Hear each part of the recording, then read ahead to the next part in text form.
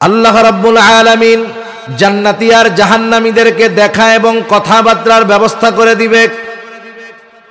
জান্নাতীরা জাহান্নামীদের দেখবে, জাহান্নামীরা জান্নাতীদেরকে দেখবে। জান্নাতি যখন জাহান্নামের মধ্যে দেখবে তার প্রিয়জন, আপনজন, পরিচিত জন, দুনিয়ার মধ্যে একসাথে চলতো, চলাফেরা করত, এরা জাহান্নামের শাস্তি ভোগ করতেছে আর সে জান্নাতের মধ্যে আছে। এই দৃশ্য দেখবার পর জান্নাতি তার নেয়ামতের কৃতজ্ঞতার মাত্রা আরো বাড়ায়া দিবে।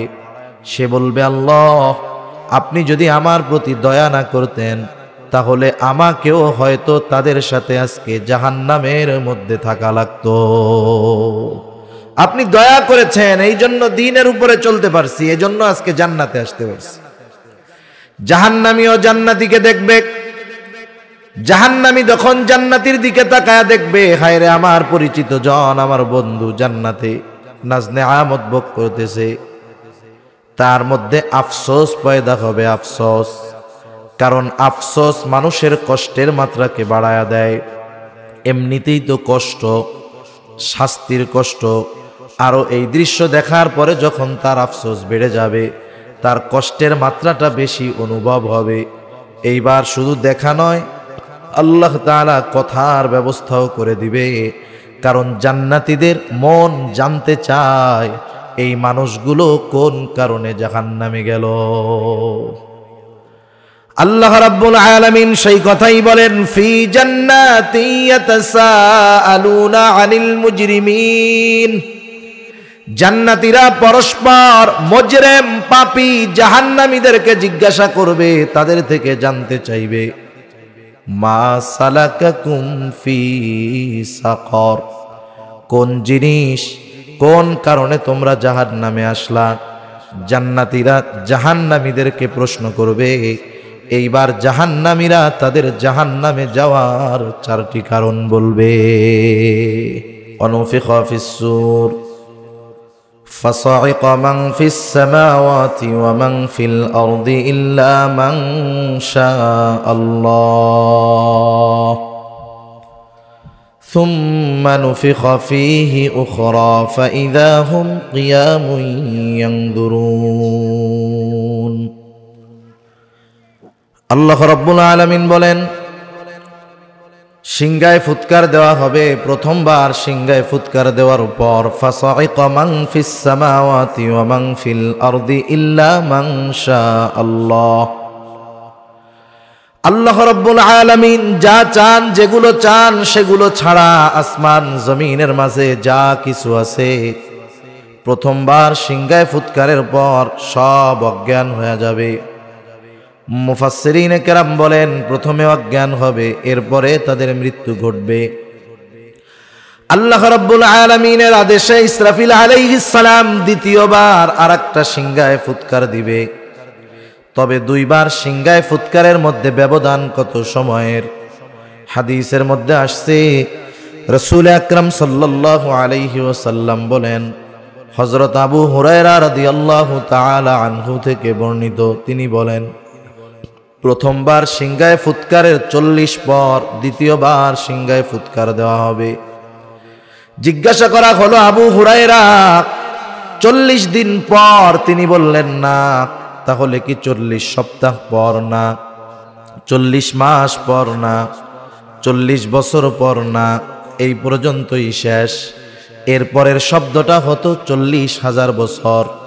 মুফাসসিরিনে কেরাম এই কথার আলোকেই বলেন, যেই লোকটা সর্বশেষ দুনিয়া থেকে মৃত্যুবরণ করবে তাকেও কমপক্ষে আলমে বরজখে 40,000 বছর অবস্থান করা লাগবে। আল্লাহ রাব্বুল আলামিনের আদেশে ইসরাফিল আলাইহিস সালাম দ্বিতীয়বার সিংহায় ফুৎকার দিবে। সুম্মা নুফিখা ফীহি উখরা ফাইযা হুম কিয়ামুন ইয়ানজুরুন। আল্লাহ তাআলা বলেন, অতঃপর যখন দ্বিতীয়বার সিংহায় ফুৎকার দেওয়া হবে, যাকে যেখানে দাফন করা হয়েছিল প্রত্যেকে তার অবস্থান থেকে উঠে যাবে, দাঁড়ায়া যাবে, ডানে বামে তাকায়া দেখতে থাকবে এগুলো কি হচ্ছে। আলমে বরজখে সবাই যে শান্তিতে থাকবে বিষয়টা এমন নয়। আলমে বরজখে কেউ মানুষ কিছু আনন্দে থাকবে, কষ্টে থাকবে কিছু মানুষ। কারণ হাদিসের মধ্যে আসছে কারো কবর হবে রাউদাতুম মিন রিয়াদিল জান্নাহ, কারো কবর হবে জান্নাতের বাগান, কারো কবর হবে জাহান্নামের একটা গর্ত। যেই মানুষটা আলমে বরজখে কষ্টে ছিল, সেও হাসরের ময়দানে যখন উঠবে, হাসরের ময়দানের অবস্থা দেখে সে তার কবরে আযাবের কথা ভুলে যাবে। আল্লাহ রাব্বুল আলামিন কোরআনুল কারীমের মধ্যে জানায় দেন, ওয়ানুফিকা ফিস-সূরি ফাইযা হুম মিনাল আজদাসি ইলা রাব্বিহিম ইয়ানসিলুন। আল্লাহ তাআলা বলেন ওয়ানুফিকা ফিস-সূর, দ্বিতীয়বার সিংহায় ফুৎকার উদ্দেশ্য, এই দ্বিতীয়বার সিংহায় ফুৎকার পরে প্রত্যেকে তার অবস্থান স্থল থেকে জাগ্রত হয়ে যাবে, সবাইকে পুনরুত্থিত করা হবে, প্রত্যেকে উঠে যাবে। শুধু উঠবে তা নয়, ইলা রাব্বিহিম ইয়ানসিলুন, প্রত্যেকেই তার রবের দিকে ছুটতে থাকবে। আল্লাহ রাব্বুল আলামিন জানায় দেন, তারা বলবে ইয়া ওয়াইলানা মান বা'সানা মিন মারকাদিনা, হায় দুর্ভোগ, কে আমাদের অবস্থান স্থল থেকে জাগায় দিল, উঠায়া দিল। ফেরেশতারা অথবা মুমিনেরা জবাবে বলবে হাদা মা ওয়া'আদার রহমান ওয়া সাদাকাল মুরসালুন। ফেরেশতারা অথবা মুমিনেরা বলবে হাদা মা ওয়া'আদার রহমান, এটা হলো দয়াময়ের সেই প্রতিশ্রুত দিবস, যেই দিবসের সত্যায়ন দুনিয়ায় রাসূলগণ করেছে। এই তো সেই দিবস, যেই দিবসের কথা প্রত্যেক নামাজের মধ্যে স্মরণ করানো হয়েছে। নামাজের মধ্যে সূরা ফাতিহা প্রত্যেক রাকাতে আছে। ইমামের পেছনে যখন পড়ি, ইমামের কেরাত, মুসল্লির কেরাত, একা যখন পড়ি, নিজে পড়ি, জামাতে পড়ি আর একাকী পড়ি, প্রত্যেক নামাজে সূরা ফাতিহা আছে কিনা? আছে। ইমাম যখন পড়বে, ইমামের পেছনে তখন ইমাম পড়বে, একা যখন পড়ব আমি নিজে পড়ব। তার মানে প্রত্যেক নামাজের প্রতি রাকাতে সূরা ফাতিহা লাগে, আছে। আমি এই জায়গায় আবার ফিকহি আলোচনা আছে, আমি ওইদিক যাব না, আর দরকার নাই তো। সূরা ফাতিহা নামাজের পিছনে পড়তে হবে, সূরা ফাতিহা না পড়লে নামাজ হয় না, বলে না যে সূরা ফাতিহা না পড়লে নামাজ হয় না। এই হাদিসটা ব্যাখ্যার দাবি রাখে, স্পষ্টভাবে বললে আর এক হাদিসকে অস্বীকার করা লাগে শাব্দিক অনুবাদ করলে। এখন বলেন, যদি কেউ বলে এই কথা যে ইমাম মুক্তাদি উভয়কেই সূরা ফাতিহা পড়তে হবে, সূরা ফাতিহা যদি না পড়ে নামাজ হবে না, তাহলে অনেক হাদিস অস্বীকার করা হয়ে যায়। যেমন একজন মানুষ ইমামকে রুকু অবস্থায় পাইল, ইমামের সাথে যদি সে রুকু পায় তাহলে তার ওই রাকাত ধরা হবে। মনে করেন ইমামকে যদি রুকু অবস্থায় পায়, সূরা ফাতিহা পড়ার টাইম আছে, কোন সময়, হ্যাঁ যদি পড়তেই হয় কোন সময় পড়বে, হাদিসের মধ্যে পড়ার কোনো টাইম আছে? তার মানে কেউ যদি বলে ইমাম মুক্তাদি উভয়কেই সূরা ফাতিহা পড়তে হবে নাইলে নামাজ হবে না, তাইলে ওই যে নবীজির হাদিস যে রুকু পাইল সে রাকাত পাইল, এটা অস্বীকার করতে হবে। এইরকম একটা বিষয়কে যদি একটার জন্য নির্দিষ্ট করে দেওয়া হয়, তাহলে একটা মানতে গিয়ে অনেকগুলো অস্বীকার করা হয়। এজন্যই বলছি যে আমাদের সমাজে যারা আহলে হাদিস দাবি করে, একটা মানতে গিয়ে অপরটাকে অস্বীকার করে হাদিস অস্বীকারীদের তালিকায় তাদের নামটা লেখায় নেয়, নিজেও বুঝতে পারে না। এই যে জটিল জটিল বিষয়গুলোর সহজ সমীকরণই ইমামে আজম আবু হানিফা রহমাতুল্লাহি আলাইহি দিয়ে দিয়েছেন। কোরআনের সাথে হাদিসের সমন্বয় এবং হাদিসের উপরে সবচাইতে বেশি আমল হানাফি ফিকহের অনুসরণ করলেই হয়। কোরআনের সাথে হাদিসের সাথে আমলের সাথে সামঞ্জস্যতা ফিকহে হানাফি যতটা রক্ষা করেছে অন্য কোনো মাযহাব পারে নাই। আর আহলে হাদিস এটা কোরআন মানলে হাদিস মানবে না, হাদিস মানলে কোরআন মানবে না, উল্টা পাল্টা হবেই। সেজন্য ইমাম আবু হানিফা কত সুন্দর, আল্লাহ তাআলা কোরআনুল কারীমের মধ্যে বলছেন ফাইদা ক্বরাতাল কুরআনা ফাসতামিউ লাহু ওয়া আনসিতুন, নাকি আছে না এরকম? যখন কোরআন তেলাওয়াত করা হবে তোমরা চুপ থাকো। তাইলে ইমাম যখন তেলাওয়াত করবে তোমরা চুপ কইরা ইমামেরটা শুনো। একা যখন পড়বা তখন সূরা ফাতিহা পড়ো, ইমামের পেছনে যখন পড়বা ইমাম সূরা ফাতিহা পড়বে। যদি এমনটাই হতো ইমামের পেছনেই সূরা ফাতিহা পড়তেই হবে, নাইলে নামাজ হবে না, তাইলে হাদিসের মধ্যেও আসতো যে শুধু রুকু পেলে নামাজ হবে না, সূরা ফাতিহাও পুরা পড়া লাগবে। এ ধরনের অনেক সমস্যার সম্মুখীন আমাদেরকে হতে হবে যদি আমরা ওই ভাইদের কথাগুলো মেনে নিতে যাই। তা যাই হোক, সূরা ফাতিহা প্রত্যেক নামাজে আছে, তবে জামাতে যখন পড়ি ইমাম পড়বে, একা যখন পড়বো আমি নিজে পড়বো। সূরা ফাতিহার মধ্যে আমরা পড়ি মালিকি ইয়াউমিদ্দিন, বিচার দিবসের মালিক কে? আল্লাহ। হয়তো ইমাম স্মরণ করায় দেয়, নাইলে আমি নিজে যখন নামাজ পড়ি নিজে স্মরণ করি। এটাই তো সেই দিবস যেই দিবসের কথা তোমাদেরকে প্রত্যেক নামাজেই স্মরণ করানো হতো। এটাই হলো সেই দিবস যাকে কোরআনের ভাষায় বলা হয় ইয়াউমুল হাসর। এটাই তো সেই দিবস যেই দিবসে মানুষের কর্মের পূর্ণ প্রতিদান দেওয়া হবে। এই জন্য নাম হলো ইয়াউমুল জাযা। আল্লাহ রাব্বুল আলামিন কোরআনুল কারীমের মধ্যে বলেন, ওয়া ইন্নামা তুওয়াফাউনা উজুরাকুম ইয়াউমাল কিয়ামাহ ফামান যুহজিহা আনিন নার ওয়া উদখিলাল জান্নাতা ফাকাদ ফাজ। আল্লাহ রাব্বুল আলামিন বলেন, কিয়ামতের দিন প্রত্যেককে তার কর্মের পূর্ণ প্রতিদান দেওয়া হবে। সেই দিন যাকে আগুন থেকে বাঁচানো হবে, জান্নাতে প্রবেশ করানো হবে, আল্লাহ তাআলা বলেন ফাকাদ ফাজ, সে সফল হয়ে যাবে।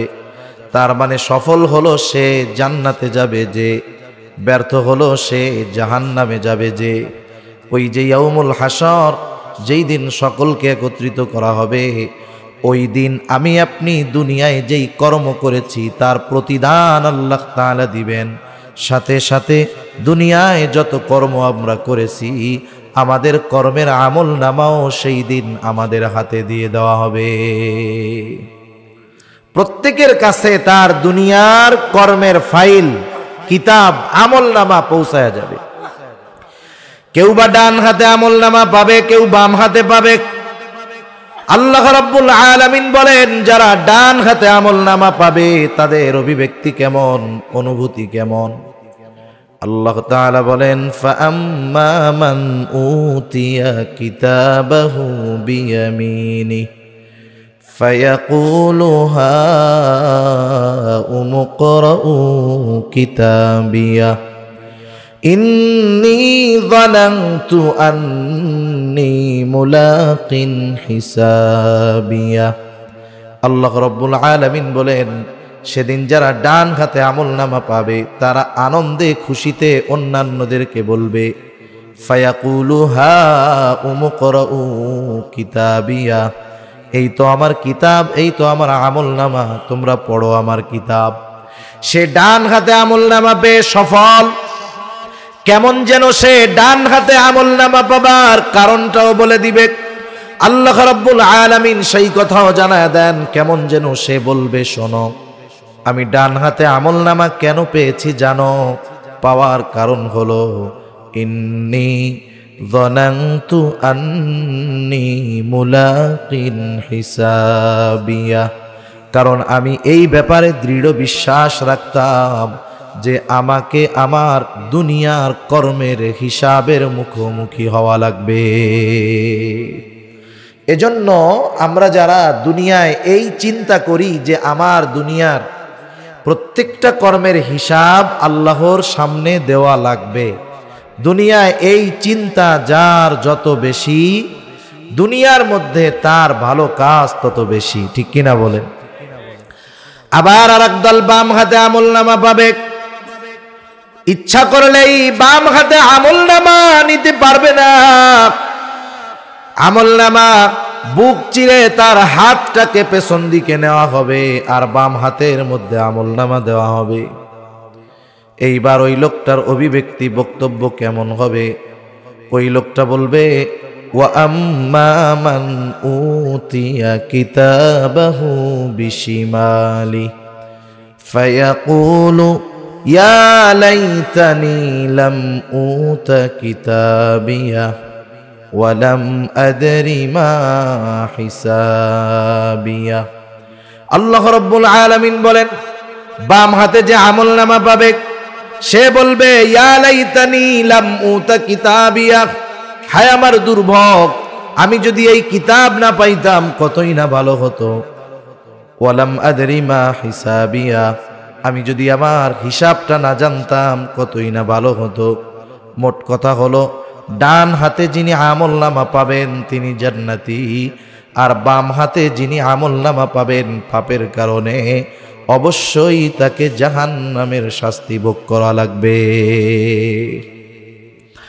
আল্লাহ রাব্বুল আলামিন সেই কথাই বলেন, কুল্লু নাফসিন বিমা কাসাবাত রাহিনা ইল্লা আসহাবাল ইয়ামিন।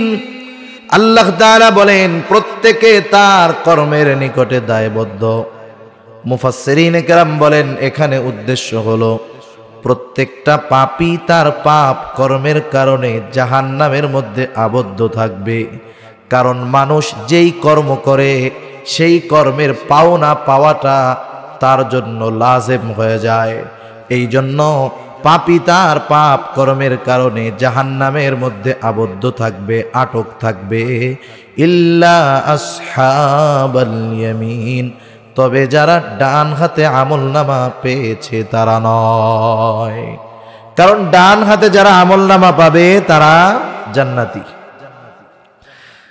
জান্নাতে যাওয়ার আগ পর্যন্ত হাসরের ময়দানে সকলে চিন্তিত ভীত থাকবে। জান্নাতে যাবার পর আর কারো কোনো চিন্তা নাই, কারণ সেখানে শুধু সালাম, শান্তি আর শান্তি। তাফসিরে ইবনে কাসিরের মধ্যে আসছে, জান্নাতি জান্নাতে যাবার পর দুনিয়ার সব পরিচিত মানুষদেরকে সে খুঁজতে থাকবে। একটু বুঝে থাকলে বলেন তো, সবাইকে খুঁজবে জান্নাতি জান্নাতে গিয়ে, যাদের সাথে দুনিয়ায় পরিচয় ছিল, কিন্তু জান্নাতে গিয়ে সে কি পরিচিত সবাইকে পাবে? পাবে না। আল্লাহ রাব্বুল আলামিন জান্নাতি আর জাহান্নামীদেরকে দেখা এবং কথাবার্তার ব্যবস্থা করে দিবে। জান্নাতীরা জাহান্নামীদের দেখবে, জাহান্নামীরা জান্নাতীদেরকে দেখবে। জান্নাতি যখন জাহান্নামের মধ্যে দেখবে তার প্রিয়জন, আপনজন, পরিচিত জন, দুনিয়ার মধ্যে একসাথে চলতো, চলাফেরা করত, এরা জাহান্নামের শাস্তি ভোগ করতেছে আর সে জান্নাতের মধ্যে আছে। এই দৃশ্য দেখবার পর জান্নাতি তার নেয়ামতের কৃতজ্ঞতার মাত্রা আরো বাড়ায়া দিবে। সে বলবে, আল্লাহ, আপনি যদি আমার প্রতি দয়া না করতেন তাহলে আমাকেও হয়তো তাদের সাথে আজকে জাহান্নামের মধ্যে থাকা লাগতো। আপনি দয়া করেছেন, এই জন্য দ্বীনের উপরে চলতে পারছি, এই জন্য আজকে জান্নাতে আসতে পারছি। জাহান্নামীও জান্নাতীকে দেখবে। জাহান্নামী যখন জান্নাতীর দিকে তাকায়া দেখবে, হায় রে, আমার পরিচিত জন, আমার বন্ধু জান্নাতে নাজনে আমত ভোগ করতেছে, তার মধ্যে আফসোস পয়দা হবে। আফসোস, কারণ আফসোস মানুষের কষ্টের মাত্রাকে বাড়ায়া দেয়। এমনিতেই তো কষ্ট, শাস্তির কষ্ট, আরো এই দৃশ্য দেখার পরে যখন তার আফসোস বেড়ে যাবে, তার কষ্টের মাত্রাটা বেশি অনুভব হবে। এইবার শুধু দেখা নয়, আল্লাহ তাআলা কথার ব্যবস্থাও করে দিবে। কারণ জান্নাতীদের মন জানতে চায় এই মানুষগুলো কোন কারণে জাহান্নামে গেল। আল্লাহ রাব্বুল আলামিন সেই কথাই বলেন, ফি জান্নাতি ইয়াতাসাআলুনা আনিল মুজরিমিন। জান্নাতীরা পরস্পর মুজরিম, পাপী, জাহান্নামীদেরকে জিজ্ঞাসা করবে, তাদের থেকে জানতে চাইবে, মা সালাকাকুম ফি সাকর, কোন জিনিস, কোন কারণে তোমরা জাহান্নামে আসলা। জান্নাতীরা জাহান্নামীদেরকে প্রশ্ন করবে। এইবার জাহান্নামীরা তাদের জাহান্নামে যাওয়ার 4টি কারণ বলবে। কয়টা কারণ? 4টি কারণ। এখানে একটা প্রশ্ন আছে যে আমরা তো এখনো দুনিয়ার মধ্যে আছি। এখনো কোথায় আছি? দুনিয়ায় আছি। তাহলে জান্নাতি জাহান্নামী এদের মধ্যে যে কথাবার্তা হইল, আল্লাহ তাআলা এটা পেলেন কোথায়? আল্লাহ রাব্বুল আলামিন এটা পেলেন কোথায়? জান্নাতি আর জাহান্নামীদের মধ্যে কথাবার্তার খবর। এই জিনিসটা বোঝার জন্য একটা জিনিস বুঝলে আমাদের সহজ হবে, না হলে শুধু এই বিষয়টা নিয়ে লম্বা আলোচনা করা যাবে। আচ্ছা বলেন তো, আমাদের কাছে সময় বা কাল কয় ভাগে বিভক্ত? 3 ভাগে। কয় ভাগে? অতীত, বর্তমান, ভবিষ্যৎ। আমরা আমাদের অতীতের কিছু জানি, বর্তমান তো খুব অল্প সময় থাকে, আর ভবিষ্যতের কোনো কিছু আমরা জানি না। আমাদের কাছে সময়টা 3 ভাগে বিভক্ত, কিন্তু আল্লাহ তাআলার কাছে সময়, কারণ উনি তো সময়ের স্রষ্টা, ওনার কাছে সময় 3 ভাগে বিভক্ত নয়, ওনার কাছে সময় সব বর্তমান। তাহলে আমাদের কাছে যেটা ভবিষ্যৎ সেটা আল্লাহ তাআলার কাছে বর্তমান, আমাদের কাছে যেটা অতীত ওটাও আল্লাহ তাআলার কাছে বর্তমান। সেজন্য কি হবে না হবে সব আল্লাহ তাআলা জানেন। এতটুকু জেহেনে রাখলে যথেষ্ট। এবার জাহান্নামীরা তাদের জাহান্নামে যাওয়ার কারণগুলো বর্ণনা করবে। আমরা শুধু কারণগুলো শুনবো, শোনার মধ্যে জানার মধ্যে সীমাবদ্ধ রাখবো না, বরং কথাগুলো শুনে আমলে পরিণত করার চেষ্টা করব। আমরা শুনি কিন্তু আমল করি কম, কারণ আমলের নিয়তে আমরা শুনি না, আমরা আমলের নিয়তে শুনবো। মনে করেন একটা লোকের হাতের মধ্যে একটা ছোট ঘা হয়েছে। ঘা চিনেন তো আপনারা? ঘা সাধারণভাবে গ্রামের মানুষ ছোটখাটো ফোড়া ঘা এগুলাকে কোনো গোনাই ধরে না, চিন্তা করে যে হায় রে উঠছে, ওইটা 10 দিন পরে এমনি সেরে যাবে। আর যদি ডায়াবেটিস না থাকে কোনো টেনশন নাই। এবার 10 দিন পার হয়ে 1 মাস, 2 মাস, 3 মাস, 4 মাস, ঘা সারে না। বলেন তো এখন ওই লোকটার মাথার মধ্যে টেনশন আসবে কি আসবে না? চিন্তা করবে কি রে সারে না কেন? মনে করেন হাজীগঞ্জ গেল, টেস্ট করাইলো, কোনো ফলাফল নাই। ওখান থেকে বলল যে ঢাকায় চলে যান। যাই হোক 6 মাস পর ঢাকা গেছে। ডাক্তার ভালো মতো ট্রিটমেন্ট করে বলতেছে যে শুনেন, এটা তো আর সাধারণ ঘা নাই, এটা ছিল আপনার ক্যান্সারের আলামত। ক্যান্সার একটা মরণ ব্যাধি রোগ। মানুষের যদি হয়, পরিপূর্ণভাবে যদি কেউ ক্যান্সারে আক্রান্ত হয়, সুস্থ অবস্থায় বেঁচে থাকা এটা অসম্ভবের মতো। আল্লাহ চাইলে সব সহজ। এই ধরনের রোগের আলামত থাকে খুব ক্ষুদ্র, যেটাকে মানুষ গণনাই করে না। এখন আপনি তো 6 মাস 1 বছর পার হয়ে গেছে, এটা তো এখন নর্মাল ঘা নাই, এর চারপাশ দিয়ে ক্যান্সারের জীবাণু ছড়ায় গেছে। এখন যদি আপনি হাত বাঁচাইতে চান তাইলে আঙ্গুল কাটতে হবে। বলেন তো আপনি কাটবেন না কাটবেন না? টাকা দিবেন, হসপিটালে থাকবেন, আঙ্গুল কাটবেন, সুস্থ হওয়ার পরে আবার আনন্দের সাথে বলবেন ডাক্তার কত ভালো, সুন্দরভাবে আঙ্গুলটা কেটে দিছে, প্রশংসাও করবেন, অথচ আঙ্গুল একটা দিছে কাইটা। তার মানে হাত বাঁচানোর জন্য আঙ্গুল কাটতে আপনি আমি দ্বিধাবোধ করব না। ডাক্তার যদি বলে আপনার জীবন বাঁচাতে হলে গোটা হাত কেটে ফেলতে হবে, কি করব? আনন্দের সাথে টাকা দিয়ে হাত কাটাবো।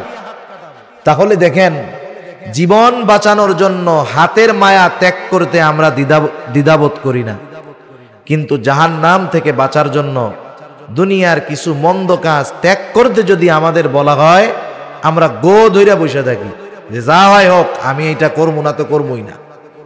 এমন নয়, আমরা সবাই জাহান্নাম থেকে বাঁচতে চাই, কারণ সফলতা তো জাহান্নাম থেকে বেঁচে জান্নাতে যেতে পারলে, ঠিক কিনা বলেন? এটাই আসল সফলতা। এজন্য আমাদের এগুলোও জানার দরকার, জাহান্নামে কেন যাওয়া লাগবে। জাহান্নামীরা তাদের জাহান্নামে যাওয়ার 1 নাম্বার কারণ বলবে লাম নাকু মিনাল মুসাল্লিন, আমরা মুসল্লি ছিলাম না, মুসল্লি ছিলাম না। মুসল্লি কাকে বলে? সপ্তাহে 1 দিন মসজিদে হাজিরা দিলে সে মুসল্লি নয়। মুসল্লি তো মূলত সে যার অন্তরটা সবসময় নামাজের চিন্তায় বিভোর থাকে, যার অন্তর সর্বদা মসজিদের সাথে লাগোয়া থাকে। খাঁটি মুসল্লি যে, তার অন্তর মসজিদের সাথে লাগোয়া থাকে। আর অন্তর যার মসজিদের সাথে লাগোয়া, নবীজি তার ব্যাপারে আলাদা ফজিলতের কথা বর্ণনা করেন। একটা দুইটা নয়, অনেকগুলো হাদিসের মধ্যে আসছে। নবীজি বলেন কিয়ামতের দিন সূর্যটা একেবারে নিকটে থাকবে, আল্লাহ তাআলার আরশের ছায়া ছাড়া কোথাও কোনো ছায়া থাকবে না। আল্লাহর আরশের ছায়ায় 7 শ্রেণীর মানুষ স্থান পাবে। এর মধ্যে এক শ্রেণীর মানুষ হলো রাজুলুন কলবুহু মুআল্লাকুন বিল মসজিদ। আর এক বর্ণনায় আসছে রাজুলুন কলবুহু মুআল্লাকুন ফিল মাসাজিদ, অর্থাৎ ওই মানুষ আরশের ছায়ায় স্থান পাবে যার অন্তর সর্বদা মসজিদের সাথে থাকত। একটু বুঝে থাকলে জবাব দেন, বলেন তো যার অন্তর মসজিদের সাথে লাগোয়া সে কি নামাজ বাদ দিবে? সে তো প্রকৃত নামাজি হবে, নামাজি। এই জন্য আমাদেরকে নামাজি হতে হবে, মুসল্লি হতে হবে। মুসল্লি হলে শুধু যে পরকালের লাভ তা নয়। আমরা অনেক সময় বুঝি না, মনে করি শরীয়তের বিধিবিধান মানলে মনে হয় শুধু আখিরাতের লাভ, দুনিয়ার কোনো লাভ নাই। যারা ভাবে তাদের এই চিন্তাধারা ভুল। বরং কেউ যদি শরীয়তের পরিপূর্ণ হুকুম আহকাম মেনে চলে, তার দুনিয়ায়ও লাভ, আখিরাতেও লাভ। নামাজ পড়লে লাভ কি? নামাজ পড়লে দুনিয়ার অনেক লাভ আছে। দুনিয়ায় আমরা যার জন্য কষ্ট পরিশ্রম করি, নামাজ পড়লে সেটা পাওয়া যায়। আল্লাহ রাব্বুল আলামিন বলেন দুনিয়ার লাভ কি? আল্লাহ তাআলা বলেন ওয়া'মুর আহলাকা বিস-সালাতি ওয়াসতাবির আলাইহা লা নাসআলুকা রিজকা। আল্লাহ তাআলা বলেন তুমি তোমার অধীনস্থদেরকে নামাজের আদেশ করো, তুমিও তার উপরে অটল থাকো। মানে ঘরের মানুষদেরও মুসল্লি বানাও, তুমিও মুসল্লি হও। তাহলে লাভ কি? আল্লাহ রাব্বুল আলামিন বলেন বান্দা লা নাসআলুকা রিজকা, আমি তো তোমার কাছে কোনো রিজিক চাই না, বরং তুমি মুসল্লি, ঘরের মানুষ মুসল্লি, তুমি নামাজি, ঘরের মানুষ নামাজি। নাহনু নারযুকুকা, তোমরা সকলে নামাজি হওয়ার কারণে আমি আল্লাহ তোমাকে রিজিক দিয়ে দিব। এখানে একটা সূক্ষ্ম বিষয় আছে। অনেক সময় অনেকে বিভিন্ন জায়গা থেকে আমাদের বলে আর কি এরকম, হুজুর উপার্জন তো কম করি না, বরকত হয় না। প্রবাস থেকে অনেক ভাই বলে এরকম, মেসেজ দেয়, হুজুর উপার্জন তো অনেক করি, নামাজ কালাম পড়ি, কিন্তু বরকত হয় না তো। তা বললাম নামাজ কালাম তো পড়েন, ইনকামও ভালো করেন, আপনার ঘরের মানুষ যারা, আপনার অধীনস্থ যারা, এরা কি নামাজ পড়ে? তখন বলে পড়তে বলি হুজুর, ঠিক মতো পড়ে না। এই আয়াতের আলোকে এটা বোঝা যায় যে আপনি দিনদার, নামাজ কালাম পড়েন, চাকরি বাকরি ব্যবসা করতেছেন, আপনার ঘরের মানুষ কিন্তু নামাজি না। ওরা নামাজি না হওয়ার কারণে আপনার রিজিকের মধ্যে আল্লাহ তাআলা সংকীর্ণতা দিবে। আর যদি তারাও নামাজি, আপনিও নামাজি, এর বরকতে আল্লাহ তাআলা আপনার আমার রিজিকের মধ্যে বরকত দিবে। সুবহানাল্লাহ। সেজন্য আমি নামাজি যদি হই, ঘরের মানুষ যদি নামাজি হয়, দুনিয়ারও লাভ, আখিরাতেরও লাভ, জাহান্নাম থেকে বাঁচা যাবে। এর চাইতে বড় লাভ আর কি হতে পারে? সেজন্য আমরা নামাজি হব, ঘরের মানুষদেরকেও নামাজি বানাবো। 2 নাম্বার কারণ জাহান্নামীরা জাহান্নামে যাওয়ার, তারা বলবে ওয়ালাম নাকু নুতঈমুল মিসকিন, আমরা মিসকিনদেরকে খাবার দিতাম না। সাধারণভাবে মানুষ যদি মানুষকে খানা খাওয়ায়, এটা ফজিলতের কাজ। রাসূল আকরাম সাল্লাল্লাহু আলাইহি ওয়াসাল্লামের কাছে একজন লোক আসছে। আসার পরে জিজ্ঞাসা করতেছে আইয়ুল ইসলামি খাইর, ইসলামের মধ্যে সর্বোত্তম কাজ কোনটা? নবীজি নামাজের কথা বলেন নাই, হজের কথা বলেন নাই। নবীজি বললেন শোনো, তুতঈমুত তাআম ওয়া তাকরাউস সালাম আলা মান আরাফতা ওয়া মান লাম তারিফ, তুমি মানুষকে খানা খাওয়াও আর পরিচিত অপরিচিত সবাইকে বেশি বেশি সালাম দাও। সেজন্য সাধারণভাবে খানা খাওয়ানো ফজিলতের কাজ। আপনি গরিব মানুষ, কথার কথা, কোটিপতিরে খাওয়াইছেন, কিন্তু আল্লাহর জন্য, অন্য কোনো স্বার্থে নয়। এই খানা খাওয়ানোর মধ্যেও ফজিলত আছে। নবীজি এখানে কোনো স্তর বিন্যাস করেন নাই। সুতরাং আমরা যদি ধনী হোক, গরিব হোক, পরিচিত হোক, অপরিচিত হোক, দেশি হোক, বিদেশি হোক, আল্লাহর জন্য খানা খাওয়াই, তাহলে ওই খানা খাওয়ানোর মধ্যে ফজিলত আছে। কিন্তু আমরা যদি স্বার্থের জন্য খানা খাওয়াই, দুনিয়ার স্বার্থের জন্য, এ খানা খাওয়ানোর মধ্যে কোনো ফজিলত নাই। সাহাবা একরাম মানুষদেরকে আল্লাহর সন্তুষ্টির জন্য খানা খাওয়াইতেন। এই কাজটা আল্লাহ তাআলার কাছে এত পছন্দনীয় হয়েছে, আল্লাহ তাআলা তাদের এই কাজের কথা কোরআনে জানায়া দিয়েছেন। তারা খানা খাওয়ায়া কি বলতো? তারা বলতো ইন্নামা নুতঈমুকুম লিওয়াজহিল্লাহ লা নুরিদু মিনকুম জাযাআও ওয়ালা শুকুরা। তারা মানুষকে খানা খাওয়ায়া বলে ইন্নামা নুতঈমুকুম লিওয়াজহিল্লাহ, আমরা তোমাদেরকে আল্লাহর জন্য খানা খাওয়াইছি, যেহেতু খাবার আল্লাহর জন্য খাওয়াইলাম, লা নুরিদু মিনকুম জাযাআ, আমরা তোমাদের কাছে এই খানা খাওয়ানোর কোনো বিনিময় প্রতিদান চাই না, ওয়ালা শুকুরা, এটাও চাই না যে তোমরা এই খানা খেয়ে আমাদের কৃতজ্ঞতা প্রকাশ করো, বরং খানা খাওয়াইছি আল্লাহর জন্য, প্রতিদান যিনি দিবেন তিনি কে? সেজন্য আমরা মানুষকে আল্লাহর জন্য খানা খাওয়াবো। এরপরে খানাটা যদি মিসকিনকে খাওয়াই ফজিলত আরো বেশি, কারণ মিসকিনদের খানা খাওয়ানো এটা মুমিনের কাজ, আর মিসকিনদের খানা না খাওয়ানো এটা হলো কাফেরদের কাজ। আল্লাহ রাব্বুল আলামিন পবিত্র কোরআনুল কারীমের মধ্যে ছোট্ট একটা সূরা মাউন, এই সূরার প্রথম ৩ আয়াতের মধ্যে আল্লাহ তাআলা কাফেরদের কয়েকটা দোষের কথা বর্ণনা করেছেন। এর মধ্যে একটা হলো ওয়ালা ইয়াহুদ্দু আলা তুআমিল মিসকিন, যে কাফেররা মিসকিনদেরকে খাবার দেয় না, আর মুমিনরা মিসকিনদের খাবার দেয়, এটা হলো মুমিনের কর্ম। মিসকিনদের খানা দিলে, অপরকে খানা প্রদানে উৎসাহ প্রদান করলে আল্লাহ তাআলা দুনিয়ার মধ্যে রিজিককে প্রশস্ত করে দেয়। কোরআনুল কারীমের কারণ বর্ণনা করেন, এই কারণগুলোর মধ্যে একটা কারণ হলো ওয়ালা তাহাদ্দুনা আলা তুআমিল মিসকিন, যে তোমরা নিজেরা তো মিসকিনদের খাবার দেওই না, অপরকেও খানা প্রদানে নিরুৎসাহিত করো। এজন্য যারা মিসকিনদের খানা দেয় না, অপরকে উৎসাহ দেয় না, এরা রিজিক সংকীর্ণতার মুখোমুখি হবে। দুনিয়ায় থাকবে অনেক, কিন্তু ভোগ করতে পারবে না। এজন্য এই আয়াতের আলোকে মুফাসসিরিনে কেরাম বলেন, কোন ব্যক্তি যদি মিসকিনদের খানা দেয়, সাথে সাথে অপরকেও উৎসাহ প্রদান করে, তাহলে আল্লাহ তাআলা তার রিজিককে প্রশস্ত করে দিবেন। সুবহানাল্লাহ। এখন ওই মিসকিন যদি আমার আপনার প্রতিবেশী হয়, তাহলে খানা খাওয়ানো শুধু ফজিলতের কাজ না, ঈমান সম্পৃক্ত কাজ। কারণ রাসূলুল্লাহ সাল্লাল্লাহু আলাইহি ওয়াসাল্লাম বলেন, ওই ব্যক্তি মুমিন নয় যে নিজে পেট পুরে খায় আর তার প্রতিবেশী অভুক্ত থাকে, ওই ব্যক্তি মুমিন নয়। তাহলে চিন্তা করে দেখেন, প্রতিবেশীর ব্যাপারে আমাদের কতটা সচেষ্ট সতর্ক থাকার দরকার। আমরা মিসকিনদের খানা দিব, ওই মিসকিন যদি আমার আপনার প্রতিবেশী হয়, তার প্রতি আমরা সর্বোচ্চ খেয়াল রাখব।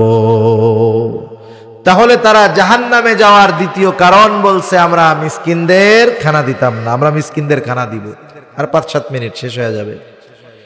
৩ নাম্বার কারণ জাহান্নামে যাওয়ার, ওয়াকুন্না নাখুযু মাআল খায়িদিন, আমরা অনর্থক মজলিসে যারা লিপ্ত থাকতো তাদের সাথে আমরা বসতাম। সেই জন্য আমাদের দেশে বিশেষ করে চায়ের দোকানগুলো অনর্থক মজলিসের একটা আখড়া। কামকাজ নাই, সকালবেলা গিয়ে দুপুরবেলা গিয়ে মধ্যরাত পর্যন্ত চায়ের দোকানে বসে থাকে। এমন অনেক আল্লাহর বান্দা আছে না নাই? অনেক আছে। জিজ্ঞাসা যদি করা হয় কেন বসে আছেন, বলে সময় কাটে না, টাইম আছে তো অনেক, টাইম কাটে না, এই জন্য চার দোকানে বসে সময় কাটাই। আহারে, একটু চিন্তা করেন, একটা মোমবাতিতে যখন আগুন লাগায় দেওয়া হয়, মোমবাতি কি বড় হয় না ছোট হয়? হায়াত নামক মোমবাতিতে তো আগুন লাগায় দেওয়া হয়েছে, খালি কমতেছে, আস্তে আস্তে মৃত্যুর দিকে আমরা যাচ্ছি। এই ফিলিংস, এই অনুভূতি আমাদের মধ্যে নাই। শয়তান এই চিন্তা আমাদের থেকে দূর করে দিচ্ছে। মরতে হবে, এটা হলো চিরন্তন সত্য। দুনিয়ার অনেক সত্য অনেক মানুষ বিশ্বাস করে না। যেমন আসমান জমিনের স্রষ্টা আল্লাহ, আমাদের স্রষ্টা আল্লাহ, এটা যে সত্য কোনো সন্দেহ আছে? এরপরেও এই সত্য কি সবাই বিশ্বাস করে? করে না।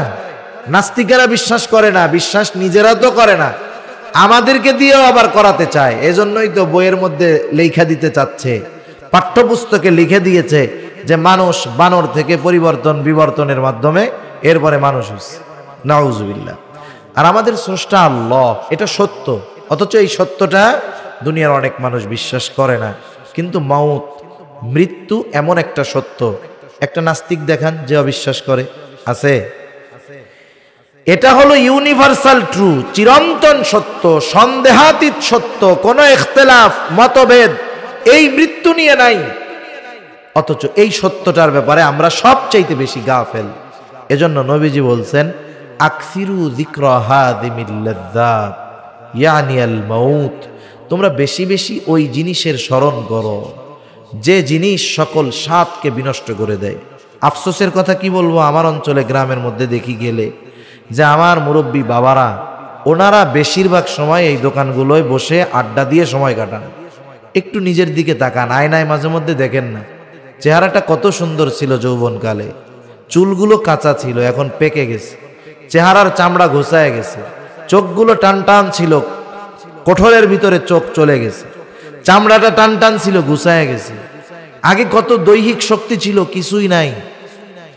তার মানে এগুলো বারবার দেখেন, একটু মৃত্যুর চিন্তা করেন, তাইলে সময়ের মূল্যটা বুঝে আসবে। না হলে অনর্থক মজলিসের মধ্যে বসে গীবত, অশ্লীল কর্মকাণ্ড, টেলিভিশন দেখা, জীবনের শেষ সময়গুলো যদি গুনার মধ্যে কেটে যায়, এর চাইতে দুঃখের আর কিছু হইতে পারে না। ঠিক কিনা বলেন? এজন্য আশরাফ আলী থানবী রহমাতুল্লাহি আলাইহি বলতেন, তোমরা এমন কোন মজলিসের মধ্যে বসবা না যেই মজলিসের মধ্যে দুনিয়া অথবা আখিরাতের কোনো উপকার নাই।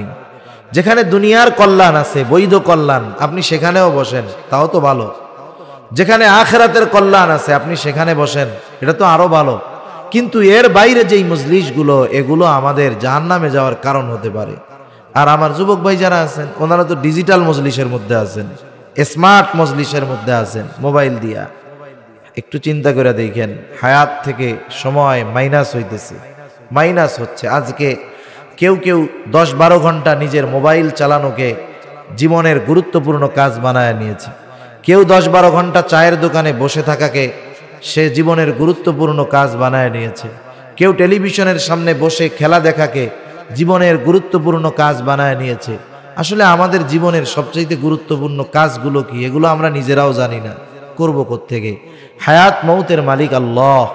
কিন্তু বলেন তো, আমরা এখানে যে কয়জন আছি, আমরা যদি জানতে পারি যে 3 ঘন্টা পর আমাদের সবার মরতে হবে, হায়াত আছে কয় ঘন্টা? 3 ঘন্টা। কি করবেন? মোবাইল যে 14 ঘন্টা চালায়, ও চিন্তা করবে 3 ঘন্টা পরে তো মইরা যাবো, আর 2 ঘন্টা মোবাইল চালাই, এই চিন্তা করবে? না না। চার দোকানে যে বৈশা 10 ঘন্টা থাকে, ও চিন্তা করবে মইরা তো যাবো, 2 ঘন্টা 4 দোকানে থাকি। কি চিন্তা করবে? তখন এখান থেকে কেউ বের হবে না, মসজিদে যাবে, বাড়িতেও যাবে না, ওযু করবে, পবিত্রতা অর্জন করবে, মসজিদে ঢুকবে, কোরআন পড়বে, তাওবা করবে, আল্লাহর কাছে মাফ চাইবে, নামাজ পড়বে, হয়তো 2 রাকাত নামাজ পড়বে। ওই 2 রাকাত নামাজ তার গোটা জিন্দেগির শ্রেষ্ঠ নামাজ হবে। ঠিক কিনা বলেন? হয়তো তাওবা করবে, ওই তাওবা তার গোটা জিন্দেগির শ্রেষ্ঠ তাওবা হবে। হয়তো একটু কোরআন পড়বে, এই কোরআন তিলাওয়াতটুকু তার জীবনের শ্রেষ্ঠ তিলাওয়াত হবে। তাহলে আমার জীবনের সবচাইতে গুরুত্বপূর্ণ কাজ কোনটা, এটা যদি আমাকে বের করতে হয়, এই চিন্তা করতে হবে যে আমি 3 ঘন্টা পর মারা যাব, হায়াত শেষ। ইমানদার আমি এই মুহূর্তে আমি কি কাজগুলো করতাম, ওই কাজগুলোই আমার আপনার জীবনের সবচাইতে গুরুত্বপূর্ণ এবং শ্রেষ্ঠ কাজ। আমি তো আপনাদের জোর করে কিছু করায় দিতে পারবো না। আমি আপনাদের অন্তরের মধ্যে কথাগুলো যেন যায়, এজন্য বলতে পারি, এর চাইতে বেশি কিছু আমার করার নাই।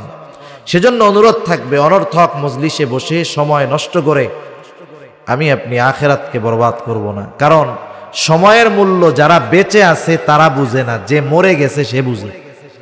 কারণ যে দুনিয়াতে সময় পাওয়ার পরেও ভালো কাজ করলো না, নেক কাজ করলো না, সে মারা যাওয়ার পরে একটু একটু সময়ের জন্য আফসোস করবে, আল্লাহ তাআলার কাছে বলবে ফায়াকুলা রব্বি লাউলা আখরতানি ইলা আজালিন করিব ফাআসাদ্দাক ওয়া আকুম মিনাস সালিহিন।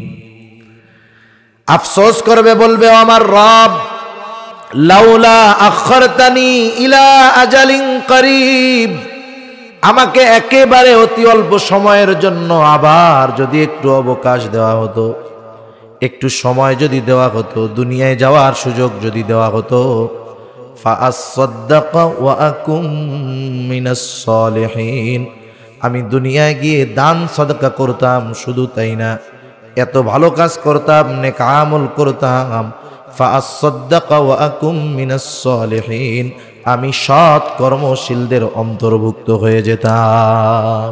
বলেন, মৃত মানুষ যারা দুনিয়ায় ভালো কাজ করে নাই, ওরা মরার পরে আফসোস করে একটু সময়ের জন্য। এটা তো আমরা জানি না, আল্লাহ জানেন, আমাদেরকে জানায়াও দিলেন। এখন বলেন, আমি আপনি বেঁচে আছি, এখনো হায়াত আছে, সময় আছে, সুস্থ আছি, অথচ এই সুস্থ হায়াতের মূল্যায়ন করতেছি না, সময়ের মূল্যায়ন করতেছি না, অথচ মারা যাওয়ার পর আফসোস করলেও একটু সময় পাওয়া যাবে। সেজন্য দুনিয়ার হায়াত কম, কিন্তু হায়াতের দাম অনেক বেশি। এগুলো আমরা অনর্থক কাজে ব্যয় করে নষ্ট করব না। আল্লাহ বুঝবার তৌফিক দান করুন। 4 নম্বর, তারা জাহান্নামে যাওয়ার কারণ ওয়াকুন্না নুকাদ্দিবু বিয়াউমিদ্দিন, যে আমরা কিয়ামতের দিবসকে অস্বীকার করতাম। পরকাল হলো এমন এক জিনিস, পরকালের বিশ্বাস যার মধ্যে যত বেশি, যত গভীর, দুনিয়ার মধ্যে তার চাল চলন আমল ভদ্রতা তত বেশি সুন্দর। কারণ ওই যে চিন্তা যে দুনিয়ায় হয়তো জবাবদিহিতা করা লাগবে না, কিন্তু কিয়ামতের মধ্যে তো জবাবদিহিতা করা ছাড়া কোনো, দেওয়া ছাড়া কোনো উপায় থাকবে না। এভাবে আখিরাতের বিশ্বাস অন্তরের মধ্যে দৃঢ়ভাবে গেঁথে নেওয়া। এভাবেই চলতেছে আমাদের দুনিয়া। নামাজ পড়ি নাই, মিসকিনদের খানা দেই নাই, অনর্থক মজলিসের মধ্যে সময় কাটাইলাম, কিয়ামতের প্রতি অবিশ্বাসী ছিলাম। এভাবে চলছে দুনিয়া। হাত্তা আতানাল ইয়াকিন, দৃঢ় সত্যের আগমন ঘটলো, মৃত্যুর আগমন ঘটলো, মারা গেলাম, বদআমলের কারণে জাহান্নামী হইলাম। আর আল্লাহ তাআলাও জানায় দেন ফামা তানফাউহুম শাফাআতুশ শাফিঈন। এই যে বাম হাতে আমলনামা পাইয়া এই কারণগুলোর জন্য যারা জাহান্নামে গেল, আল্লাহ তাআলা বলেন তাদের জন্য কোনো সুপারিশকারী নাই, তাদের ব্যাপারে কোনো সুপারিশ কবুল করা হবে না। সেজন্য সম্মানিত উপস্থিতি, আসলে মূল কথা হলো কি, যে দুনিয়ার মধ্যে মতভেদ মতাদর্শ থাকবে, যদি আরেকজনের মতটা কোরআন সুন্নাহর আলোকে হয়, সে যদি ওইটার উপরে চলে, আমারটাকে যদি সে নেগলেক্ট না করে, অস্বীকার না করে, সে চলতেছে, আমার তার সাথে গ্যাঞ্জামের কোনো দরকার নাই। দুঃখটা হলো তখন যখন নিজের মতকে প্রতিষ্ঠা করতে গিয়ে বাকিগুলোকে ধুয়ে মুছে সাফ করে দিতে চায়, তখন কথা না বলেও আর উপায় থাকে না। সেজন্য অনেক সময় আমরা বলি, কিন্তু আরেকটা বিষয় যে আমরা এই বিষয়গুলোর কারণে কোনো সময় কারোর সাথে দ্বন্দ্ব, খারাপ আচরণ করব না।